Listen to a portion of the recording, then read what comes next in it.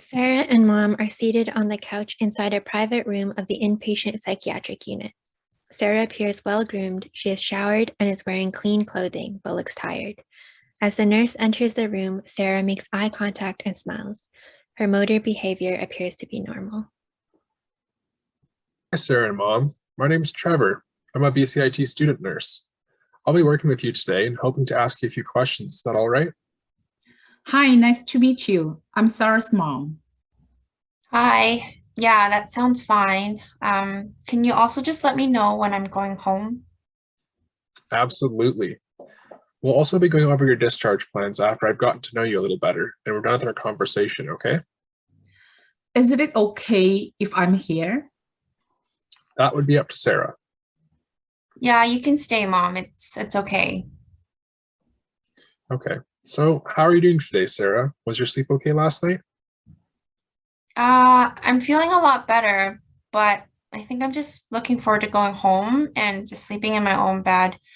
If I'm gonna be honest, I didn't really sleep that well last night. There was a lot of noise next door. Yes, we are really looking forward to go home soon. I'm pretty tired myself. Well, it's good that you're feeling better, and I understand that it can be difficult to get a good night's rest when you're not sleeping in your own bed. Sarah, I noticed the plan is to have you discharged in a couple days. How do you feel about that? Yeah, well, I just really miss my dog, and I really miss my friends. Maxie's our dog. He missed you too. Maxie, what a good name. Sarah, do you understand why you're here? I know that I took a lot of pills last week, and then next thing you know, I ended up here, and I think it was just a really stressful time for me, and at the time it seemed like the only option, but I realize now that it's really stupid and it was an impulsive decision. I really regret doing that. Okay. Can you tell me a little bit more about what's causing you so much stress? Well, I guessed in school, it's been a really hard year. I'm supposed to be graduating this year, and I really want to get into med school at UBC, and that can be really tough. So I have to maintain high marks in all my classes, and on top of that, I'm volunteering at the animal shelter every Friday. So really, all of that is taking up my free time. I've been driving her to the library at least 4 times a week to study. My husband hasn't been able to help as much because he's been really busy with work. Sarah, that definitely sounds really stressful. You've got a lot on your plate. Mom, it sounds like you've been doing your best, and maybe we can talk a little later about some resources that can alleviate some of that stress. Sounds good. I'd really appreciate some help. Honestly, I'm really grateful for my mom, and I guess there's just one more thing that's been on my mind. It's okay, Sarah. You can tell her. Okay, and if you need a moment at any time here, we can always take a break, okay? Yeah, no, it's all right. It's kind of silly. The thing is, a while back, some pictures were taken of me in the change room during PE, and now these photos are on Instagram, on TikTok, and social media. And I've tried to report this, but I just can't get them to take them down. So, yeah. Hmm. I'm really sorry to hear that, Sarah. That must be really hard to deal with. Cyberbullying is a real problem these days. Have you tried contacting the school? Yeah, we've tried, but the school hasn't been much help, and they don't seem to have resources to help it.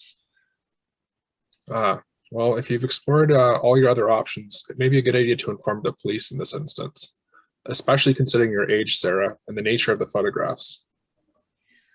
I hadn't thought about that. We will definitely look into this further. Sounds good. I have a few more questions for you, Sarah. Do you still feel kind of comfortable continuing? Yeah, I think so. Okay.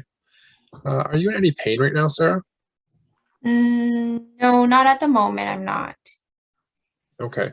Have you been seeing or hearing things? What do you mean by that? Well, have you been hearing voices or sounds when no one is around, or seeing things that other people say they can't? No, I haven't. Okay. Do you have any thoughts of hurting yourself or others right now? No, but I guess sometimes I feel a little bit hopeless. I'm sorry to hear that. Would you mind telling me a little bit more about this hopelessness? How often do you feel this way?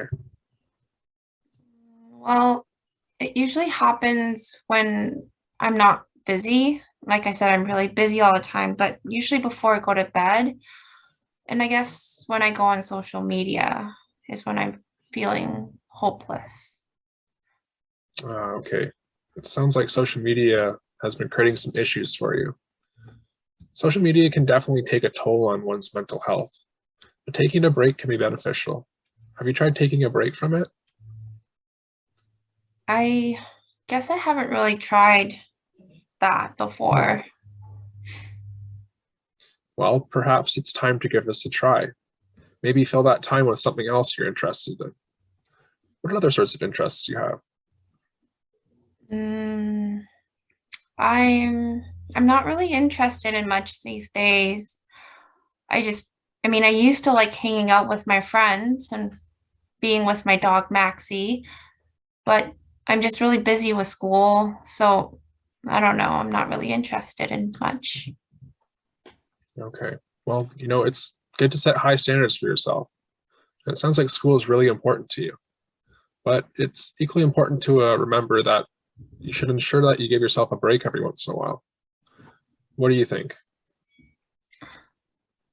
I mean, I do really miss hanging out with my friends.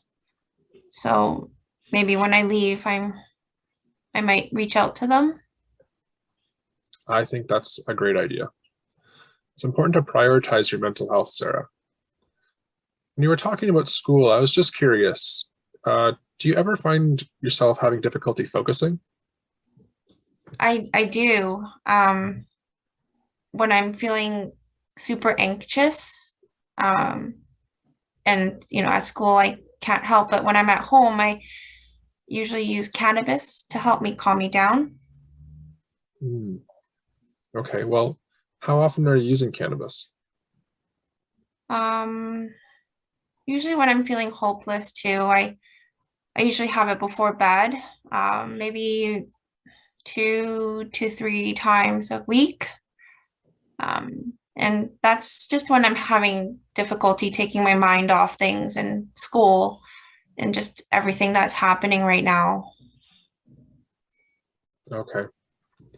Well, you should know cannabis can help short term, but it might be helpful to find some other strategies that'll be more effective long term. We can talk to a physician about reevaluating your medications for anxiety. Are you taking any other medications on your own? Um, I do get heartburns sometimes, and I've been telling my mom about this. I take Tums, and then when I do, it goes away. So Okay. And how often are you doing this? How many times are you taking? I think I usually take about two, like the extra strength tablets. Okay. Well, perhaps we could look into this and have a physician follow up. We can look at some other options to help control your heartburn. I did notice that on your workup that hemoglobin and your red blood cells were a bit low, and your liver enzymes were actually a bit high on your lab work. What does that mean? Oh, I'm sorry. So your liver enzymes are likely elevated due to the overdose. So this is to be expected. Your hemoglobin and red blood cells indicate that you're experiencing some anemia, which tends to be related to depression, but your iron supplement should help correct this. Have you been taking them as prescribed? Oh, those I haven't really been taking them as often as I should. Okay, well, it would be a good idea to take them as you're supposed to. If you've been experiencing frequent heartburn, it would also be a good idea to, as I suggested, talk to your physician. We can look at some other options.